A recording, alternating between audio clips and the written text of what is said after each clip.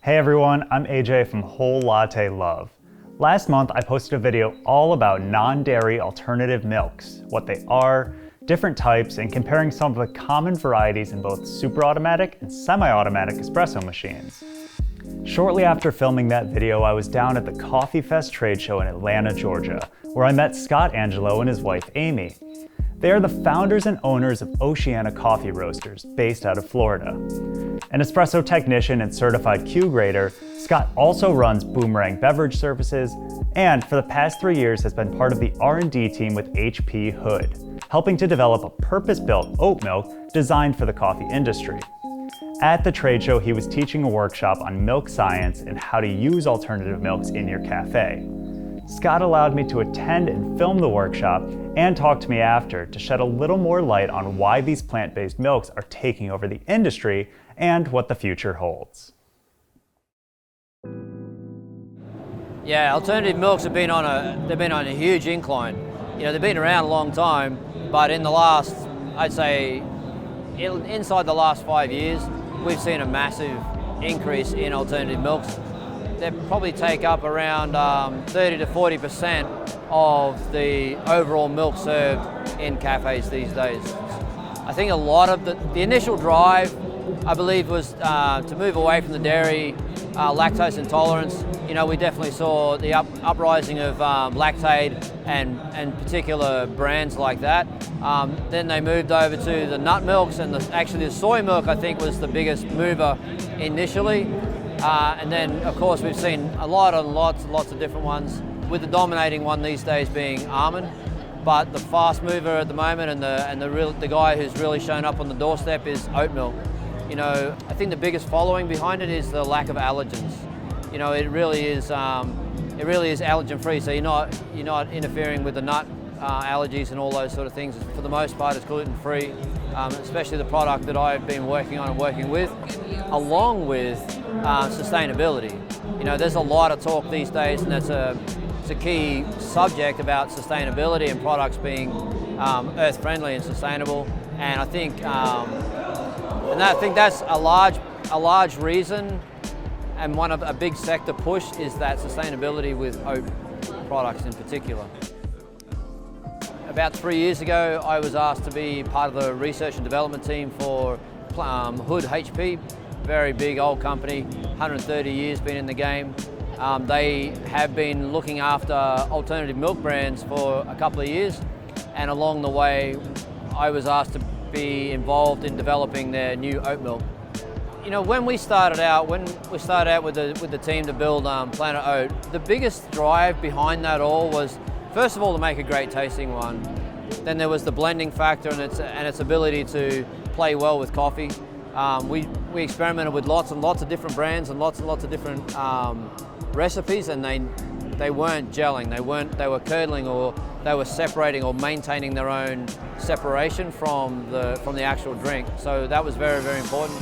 The other one, especially when we were building a barista series, the focus was on its steamability and its workability for the barista. You know, it's one thing to make a great tasting product, but you've got to make it aesthetically pleasing so the cafe owner can, you know, and the barista can sell the product and be happy with what they presented and represented.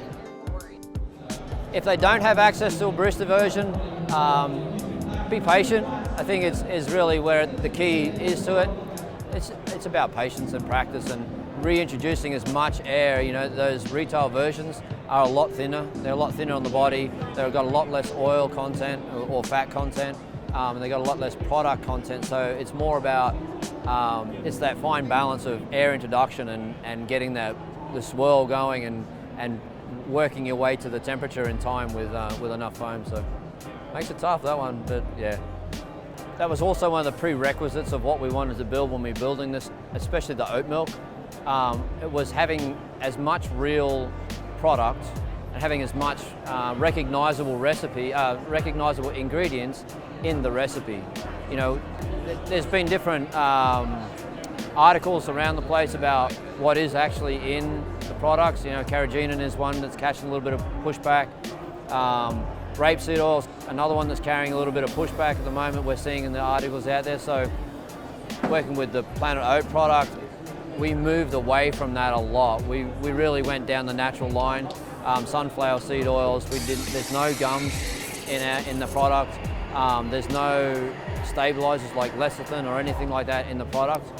You know, and people are really, especially with the alternative milks, if people are going down that path of the alternative milks, they're looking for something that's good for them and good for their body, and so the ingredients matter. So that's one of the key factors of, you know, part of what I really enjoyed about being involved with the product, but also helping develop it, is that knowing that everything in it is good for you. And you know, I'm gonna choose an alternative milk because I want something better for me, and knowing that alternative milk has great products or great ingredients in it is just, you know, it follows on in that pathway. So new baristas starting out or people inexperienced with alternative milks, the steaming of them becomes a bit of a key factor. One thing we definitely recommend is steaming 10 degrees cooler when you are steaming and working with the product, purely because they're not as tolerant as being over temperatured as milk, in a sense. You know, almond milk in particular flips a switch and it becomes a nasty bitter drink to add to coffee. And the other thing we teach also is that almond actually doesn't need a whole lot of air introduction at the beginning of the steaming process.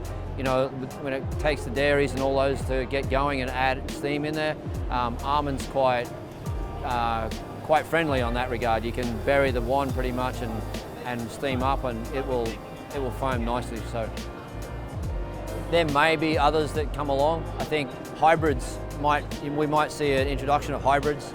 So something that's going to have all three in there, or a consistency of, you know, oat and soy or whatever. There might be a hybrid that starts being developed.